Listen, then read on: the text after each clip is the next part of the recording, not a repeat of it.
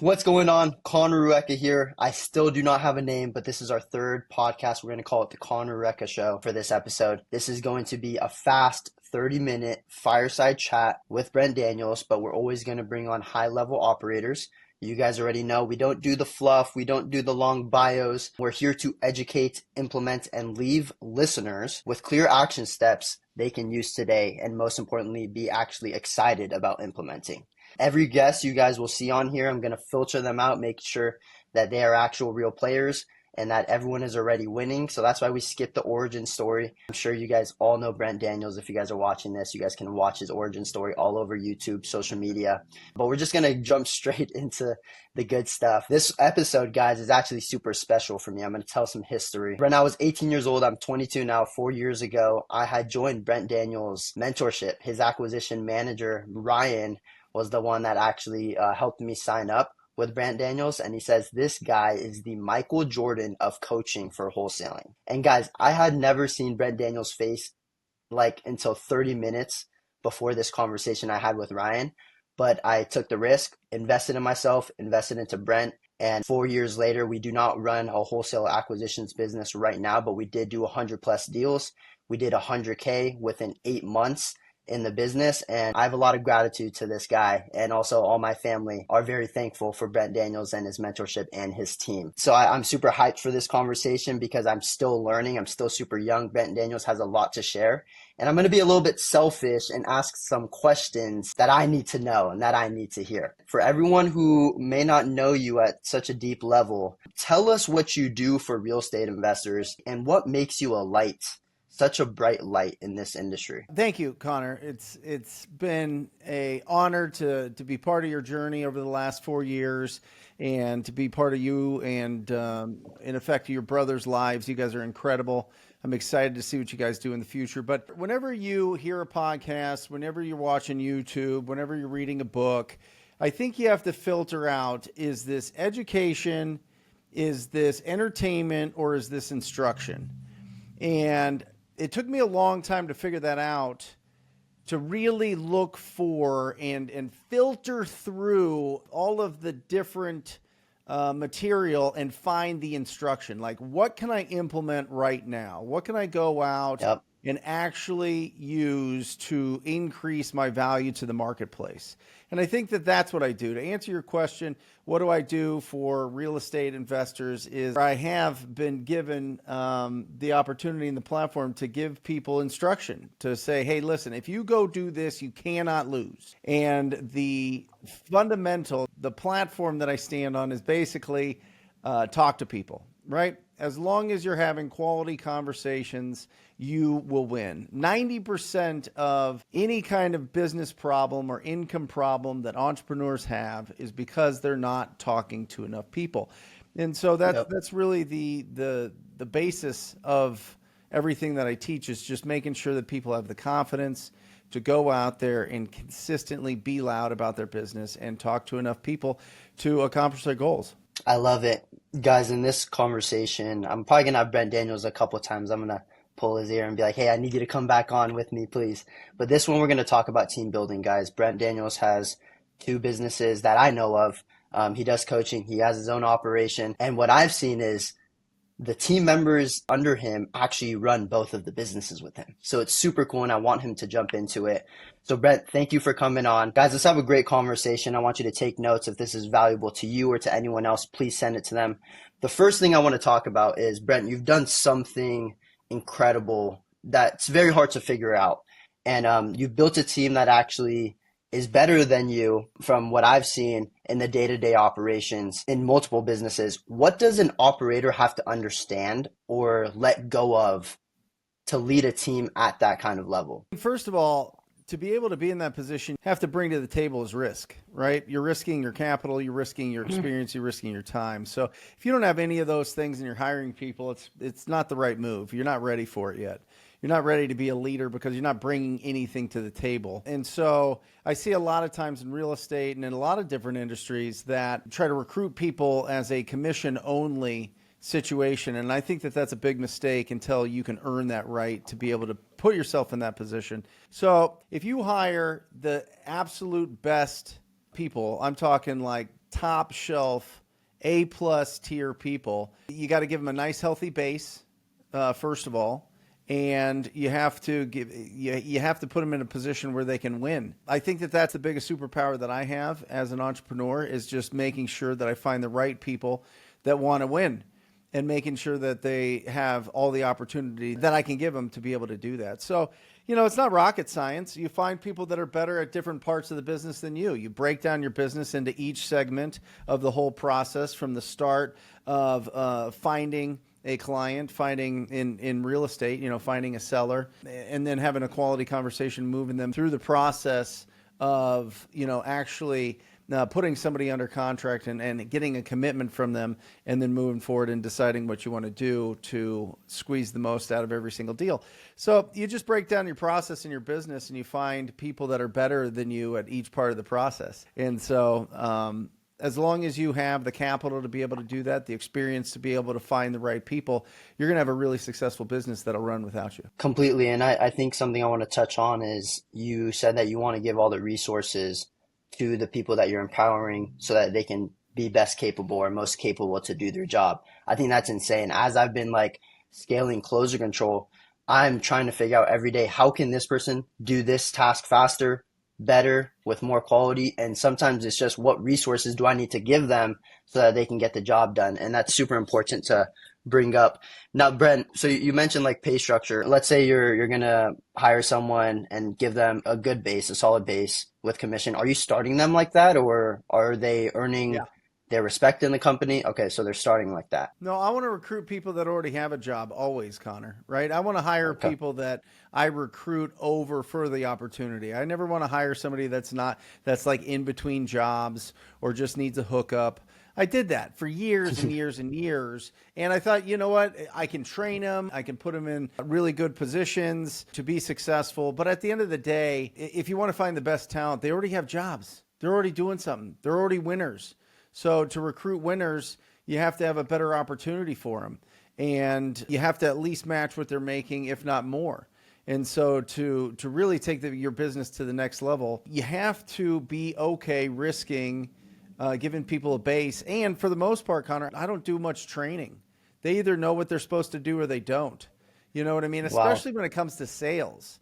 Like you were saying, you want to get people to be better at AI or be better at whatever part of your business that you want them to be, but they should be coming in teaching you. That's when you have the right hire. They're teaching you things that you didn't even know. I've got all these guys. So I've actually got 4 businesses, Conner, and one of them is a marketing company that does Google ads. And these guys, I mean, we're looking for people that have new ideas. They can peer around corners. They have the experience. We're looking for those type of guys. We don't want to bring people in that we go, okay, we're going to now train you exactly how to do this thing. And then it just slows up the process. And so to be able to do that, you have to be able to pay people for sure. Oh, I love that. Okay, so something that I see a lot is when people are transferring responsibility, sometimes quality is lost or quality is decreased. Does that mean you don't really deal with that because you're hiring at such a high level, or does that still happen at that level? It just depends on how much of your business is long-term relationships and how much of it is transactional. A lot of the business that I do in the real estate world, in the wholesaling and flipping and that, is very transactional. So there's not a huge referral base that I have to, keep really close relationships with. And so because there's so much, turnover on the different clientele, somebody's going to shadow me. We're going to go out there. We're going to, go on appointments, and they're going to figure it out, and then they're off and running. And so it just depends on what kind of business you have. Now, if you have a business that you're going to keep people in a subscription-based and get paid over and over and over, it depends on if you got those people from your personality. They want to be homies with you. They want to hang out with you. They want to be around you. And if that's the case, great, stay in that role. But the people that you bring on are going to have to do that with the new clients that are coming on. Okay. Yeah. Oh, that's fire. What's one internal system or process that you probably don't talk about that much publicly, but it's absolutely foundational to your real estate business and keeping it to run smoothly as you are maybe training, hiring, maybe helping someone get better? What is one internal system or process? So it could be a software, it could be a resource that you're giving them, or it could be a way that you train them. What's something that you don't usually talk about publicly that really, really helps the business keep running smoothly? In the real estate business, there's nothing that's not. We have a Follow Up Boss as a CRM. We've got these guys running Google. So from a process standpoint, I mean, the team meetings are pretty normal things. We do that twice a week. But I think in the team meetings on Fridays that we do, we take a moment before we start and we just go around the room and around the meeting and just talk about something that we're grateful for that week. And I think being able to say something that you're grateful for and being in a comfortable situation to be open about that, I think is a rare thing in a lot of cases. And people can be vulnerable. People can be excited. People can be, have some tough times, but look at the silver lining in it. And I think if you're looking at what destroys fear and anxiety in a business, it is gratitude. And so I think that that's really, really important. And that was something that I grew up with. Every day at the dinner table, we would go around and just say, what's something that we're thankful for that day? And so that's always kind of been in my DNA and in my company's DNA. And I think it's important to be able to do that. So there's not, I mean, anybody can find a system in a software that really works for their business, but are people real?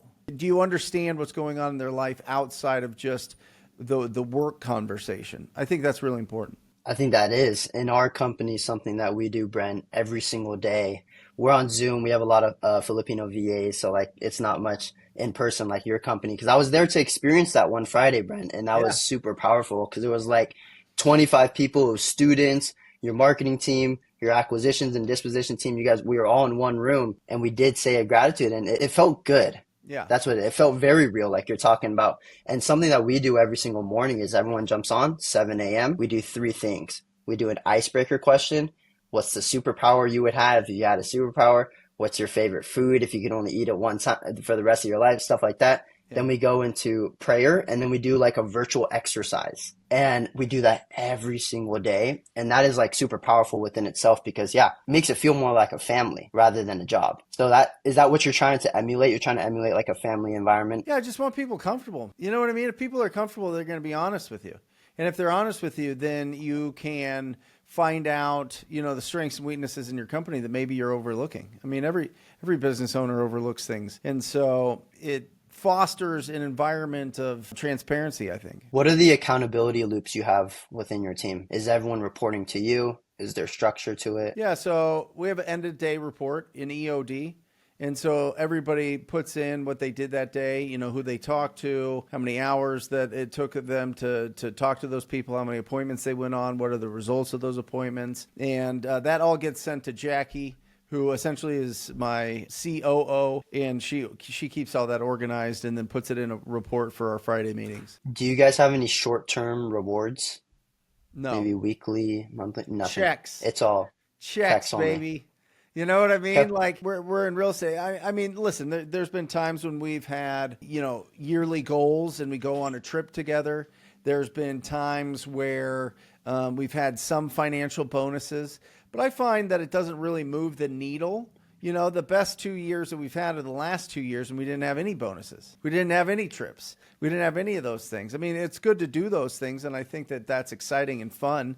And I think when you look back on your life, you look back at those pictures and you look back at those moments, and you're like, that was really amazing. But I don't look back on it, Conner, and I go, oh my gosh, we made $2.5 million and we hit the goal, and that's why we went on the trip.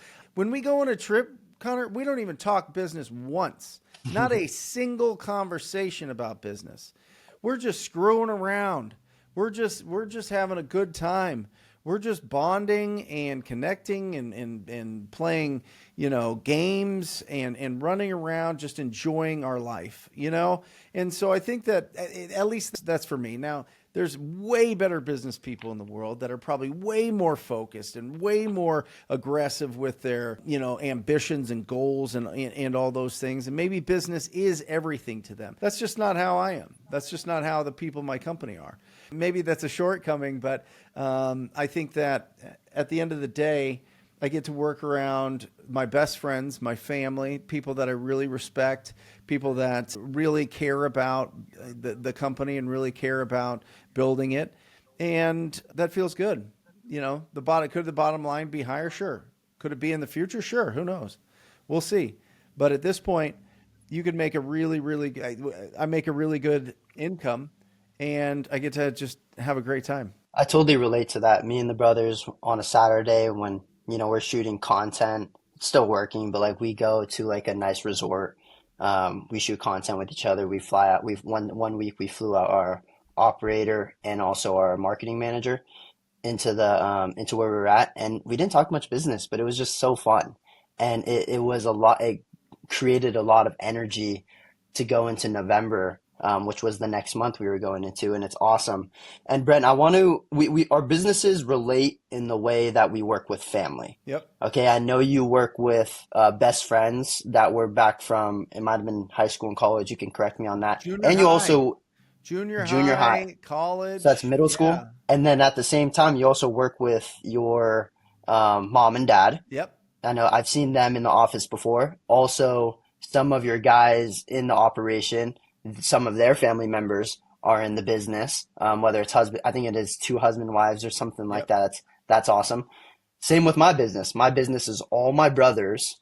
We're trying to bring my mom into the business. We're trying to retire her by the end of this year. She's working a 9 to 5. We want her to work in our operation. We know she can make us more money. We're going to keep doing that. Like, we really want to create like a mafia type feel where like everyone in the family is working towards the same goal and everyone is valued. How come you took that route, Brent?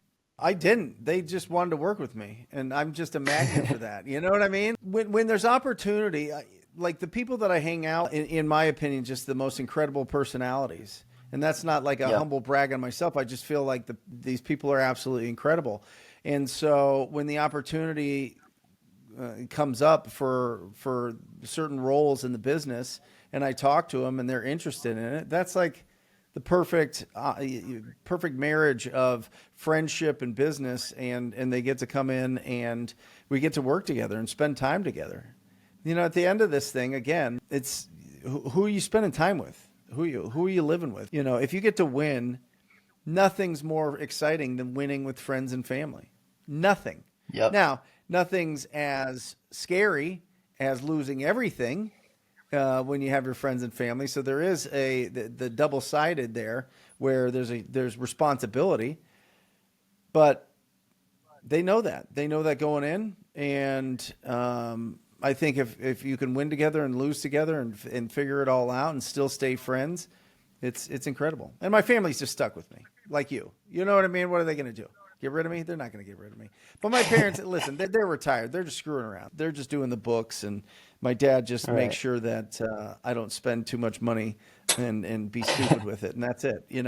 So my parents aren't really involved in any of the day-to-day stuff, but they're great supporters, and I think that that's important. What are you doing in maybe behind closed doors? Because what you're doing is you're creating a buy-in, right? Your family is looking at you like, oh my goodness, like we should be working with Brent. We should be working with Conner. You're creating a buy-in at all times. What are you doing behind closed doors or maybe even just in front of them? What are you saying? Are you always motivating them?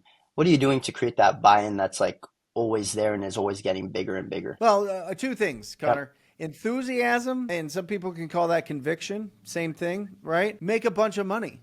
Be successful. If you're successful, Yep. people are going to want to work with you. They're like, "Holy cow, what are you up to?" And you tell them what you're up to. And if you're excited about it and you really enjoy what you do, they're going to want to be a part of it. Listen, enthusiasm is like the most underrated business skill that you can have. It really is. Right. If you get excited about something and fired up and you're waking up early before the alarm gets out, you're just on fire. You know what I mean? Your brain's running. We got these crazy brains, right, Connor? I mean, these aren't just normal 9 to 5, punch in, punch out, live my life, get a paycheck just to get by and do what we want. We want to go out there and do something big. We want to go out there and serve a big marketplace. And that's the whole equation, right? Your income, your active income is equal to the amount of value you provide to the community, to the marketplace. And so we just have these crazy brains. So when you have that and you are doing well and you've gone through all the failures and you've gone through the tough times and you've made some money and you've lost some money and you've gone through all these lessons, and now you're at a place where you've got stability and the wind is behind your sails, and you're able to build a real business. That's the behind the scenes. People are like, wow, you are like, do you know how boring business is for most people? Do you know how boring jobs are for most people? You know how many managers are just boring at these jobs? They don't care about these big corporate jobs. They don't care about, I've got police officers working. Ryan, who's my acquisition manager, was a police officer for 12 years. That's like one of the toughest jobs in the world. This, what he's doing now, going to people's house and negotiating real estate deals, that's nothing. He loves it. He's like living the best life. And so, And I think he has an MBA. He has an MBA as well, right? Yeah. He has a master's in business. Yeah. I mean, Joshua was in the Air Force, my other acquisition manager. Jeremy Thornburg, who I work with and have worked with forever, was in the NFL and then an entrepreneur after that and came into the business for a long time. If you have enthusiasm, if you have energy, you don't have to be like this, like boss man that's like, this real strict disciplinarian type of weird vibe ego trip. That's over. Those days are like Industrial Revolution echoes. That's just gross. Nobody likes that. People want to be around people that are having fun, have enthusiasm, have conviction of what they're doing, have a vision for what they're doing. And that's what recruits it, Conner. If you're talking about, how do you get, A talent, how do you recruit them? How do you keep them? How do you take them to the next level? That's how you do it. Have a great plan, have some energy behind it, and actually get up in the morning and do something. And so that's the biggest thing. Don't just be the guy that shows up, once a week and just kind of, screams at everybody. That's ridiculous. Yeah. Were you always enthusiastic, or is that something that you needed to train? You know what? Early on, I think you have to have a certain level of confidence in what you're doing. There's a big learning curve in any kind of business. And so when you're uncertain, you can kind of fake it a little bit, but it's not something that just naturally pours out of you. It's not something that's like, you get those strong vibrations of it, It's more of like a learning and an understanding and a watching and seeing and like absorbing more, right? But at some point, you have to like really be focused on the stuff that you're confident at and block all the other stuff out. And that's when you start putting out that energy and putting out those things. And that's how you become a magnet. But I don't think in the beginning you should. I think you should be learning. I think you should be humbling. We all go through hustle season. But it is a season. It's not a lifestyle.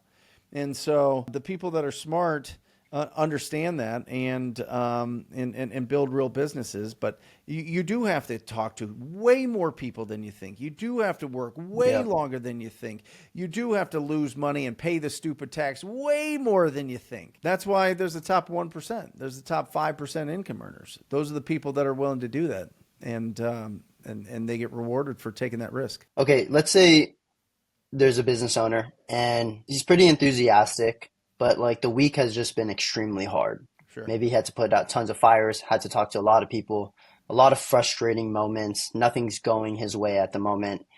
And he has to talk to his team, or maybe he's doing one-on-ones with his team. Let's say they're doing one-on-ones. What has to go through this guy's mind to make sure that he doesn't tear it down after all, besides all the noise that's happening? Because as we both know, like we create the energy in the business, the way that us leaders act, what we say, what we're doing, our actions, that is what emulates through other people. That's what empowers other people to get the job done, to also act in the same way. So what does someone like in that situation, what does he need to do either before going into that talk? Yeah. Or how does he just need to be? Well, first of all, you have to understand everything is your fault. It's not your team's fault. It's not the sales guy's fault. It's not the marketing's fault. It's not the market's fault. It's nobody else's fault but your fault. It's your fault, right? So if you understand that, then you have to take self-reflection and you go, okay, what did I learn from this? How do I adjust here? And can I support the business model that I currently have? And it changes all the time. It changes all the time, right? The business model changes. The technology changes everything. Advancements change everything. Regulations change everything. There's so much change that is involved in being a business owner, right? That's what's exciting about it. You know what I mean? It's never boring. So you have to have a tremendous amount of self-reflection to go, okay, what did I learn? How do I make sure that I make the adjustments? Do I need all these people? Is this business model that I want to continue to do in my life? And at the end of the day, I always felt like this weird guilt. If I changed something, or if I shut down a business, or if I were to, somebody I didn't really need on the team anymore, I kept them around because I felt responsible for them. That is a tough thing to learn, that people's lives go on, man. If there is no business, if your expenses are too high and there is no business, everybody loses. So you have to make really tough decisions. And those tough decisions, and it's all your fault. So not only do you have to take the blame for it, there's tough decisions that you have to make. So you have to understand if your business model is the right business model. And if it is the right business model and you have the right people and you take the blame, then you can direct them in the right spot. And so then you can still have that energy and enthusiasm. The tough part, Conner, and I think you felt this because you realize, you know what, I'm going to go all in CRM and the AI and all these things that I'm building over here. I'm going to shut down the real estate side, right? Yep. That's something that you go, you know what, this business model doesn't serve me anymore. I got to put my focus and attention over here, right? And those are the decisions that you make, and you have to live with those decisions. And you're the only person that can take the blame is you. Now, people can screw up and people can do the wrong things, and you can catch them for that and act accordingly. But for the most part, if your team's not performing, it's your fault, unless you're getting robbed or something. You know what I mean? Which happens, but yeah. Yeah. If you're being a charity. Yeah, accountability, self-reflection, that's huge. This actually leads into like the biggest question that I have of this talk. I'm getting a second chance right now to lead my brothers. It was a time around a year and a half ago when I was leading wholesaling business. I didn't do the best. I actually took a step out as like a family decision. Conner needs to take a step out. Let us run the business. We'll do it better than if you're leading us, Conner. And that's just accountability between us. I'm getting a second chance right now. And one of the biggest lessons that I learned from the first time was I can't react so fast, right? If something is not done right, I can't react right then and there and try to solve the problem. I need to really just take a step back and see how they react to it being wrong. And we've only been under this one roof in terms of business, guys, for a month, and we had our best month last month. And I was like, oh my goodness, okay, yes, all of us brothers are now under one roof. We should be making more money. But it wasn't even in terms of cash collected revenue. It was clients acquired. We jumped from 15 clients acquired in October to 24 last month. And I was like, oh my goodness. And I want you guys to know I didn't react fast all of November. And I was like, okay, cool. Lesson learned. That's a huge one. Brent, I'm asking this question because I want to know, what's the biggest mistake or one of the biggest mistakes you made as a leader before? Not firing somebody fast enough. Hiring somebody that was not the right fit and letting them convince me that they were the right fit. And that's happened several times. I mean, that's the biggest thing for sure. Because you take some time to make a decision on who you bring into your family, into your business. And you want it to be the right decision. You want it to take the business to the next level. And there's something in your gut. And you know what the problem is, Conner? My mom always knows. My mom knows day one. Like, don't hire him. I'm like, Mom, this guy's like the best of the best. This guy's resume is insane. She's like, don't hire him. So now everything we run by my mom. She has to talk to him first before we hire. She's like our little oracle or whatever. But yeah, that's the biggest thing, is hiring the wrong people and not getting rid of them fast enough. That'll destroy the morale. It doesn't necessarily destroy the business, but it'll be a big problem. And then all of a sudden, some of these people start gaslighting other people and making other people feel like they're the problem and they could do their job better if this person was doing their job better. It's a nightmare. It's gross. It's disgusting. It slows down the whole business. So that is the biggest thing, Conner. The other thing, honestly, just from a personal standpoint, I didn't take enough money home for a lot of years. I was under the impression that, I'll just set this I'll just make 5,000. I'll just take 5,000 a month, 10,000 a month out of the business, and then I'll put the rest back into the business. That only works if you sell your business one day. If you have a non-saleable business, which means it is something that runs without you, it's got incredible margins. It's something that is on the upswing when it comes to the different businesses that people are interested in. If you're doing that and you're investing back in your business, totally get it. Real estate, like owning a real estate brokerage or flipping houses or wholesaling, nobody's going to buy your business. Come on. That's ridiculous. Nobody's going to buy that business that I have. That's a cash machine that I use to put into other assets. So a lot of people, you have to look at it and you go, okay, building a lifestyle business, or am I building a business that I'm going to have an exit one day? And I think you need to make that choice early on. You need to really understand what the goal is for it. And if you're going to build something that you're going to sell, great. It's probably not going to be the lifestyle business that some other people have. So just know that. Invest in that business, build it up as an asset, and then sell it for a multiple, get your millions, and boom, you're in a great spot. But if you're in a position where nobody's going to buy your business, take it home. Take all the money home, Conner. Take it all. Squeeze that thing for everything it's got. Because a lot of people don't realize it. At the end of the year, guess what? Your LLC is a pass-through. That means that money that's in the account that shows profit at the end of the year is your personal income, and the government's going to tax you on it. They're going to tax you on that profit personally. That's how LLCs work, okay? And so you might as well take it home. And the other thing is now at this point, because it's one of those games that we play, Conner, it's called hide the tax bill. Where you make all the money, you do the owner draws, you kind of put the money away from taxes in a savings account or here and there, and then you pay it all. You extend your tax filing to October, and to keep cash flow going and all these other things. And then you have a big tax bill, and it takes all your savings or all the money out of your account, and then you're like, oh, geez, I didn't plan for that or whatever else. So I just W-2 myself. And get the taxes taken out at that point, or at least for my personal income. I'll take bonuses and stuff, but bonuses get taxed at a ridiculous amount. And so, just make sure that you understand that you have to pay taxes, and you account for that, and you don't stifle the growth of your business because you don't want to pay as much taxes. That's the dumbest thing in the world. Go bananas. Like, I want everybody listening and watching this to pay at least $1 million a year in taxes. Go do that. Go challenge yourself to make that much money that you pay $1 million in taxes. Yeah, if you're paying taxes, it means you're making money. That's it. Listen, what I mean? It's the rent that we pay to live in this country. I mean, that is what it is. Yep. And the way that this works is the more money you make, the higher your tax bracket. You can do certain things to try to reduce your taxes, but most of it is silly. And most of it doesn't work, and most of it destroys people. Thank you for sharing. That's actually some lessons as a leader that I'm learning right now. So that's a good reminder. You won't believe it. When I was wholesaling a couple years ago, me and Alec, we take $1,000 from every deal. Right. And it was horrible. Ridiculous. I don't know why we did it. We should have taken way more. A $65K deal that we closed, we took $1K, kept the rest in the business. And then we were like, wait, where did it all go after like 9 to 12 months later?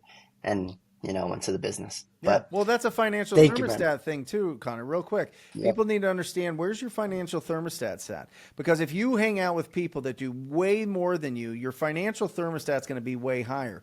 But if your family wasn't balling out from the age of that you were born to 12 years old, if your family wasn't talking about investing, if they weren't talking about building businesses and money and financial literacy from the time that you were 0 to 12, your financial thermostat is going to be set low. And when you get that big $50,000, $60,000, $70,000 check, it is going to break your brain, and you're going to feel like you don't deserve it, and it's going to literally affect your nervous system. And then you're going to go what most people do, and this is certainly what I did, and you go, oh, well, that's the business's money. That's not my money.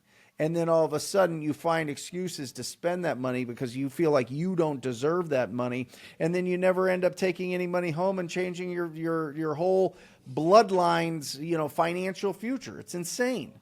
So why not just go ball out, feel like you deserve it, and keep leveling up with the people that you're hanging out with from a financial standpoint? Because like $60,000, $70,000, $100,000 isn't even in the conversation. Yep. For incredible entrepreneurs. They talk in millions, tens of millions, right?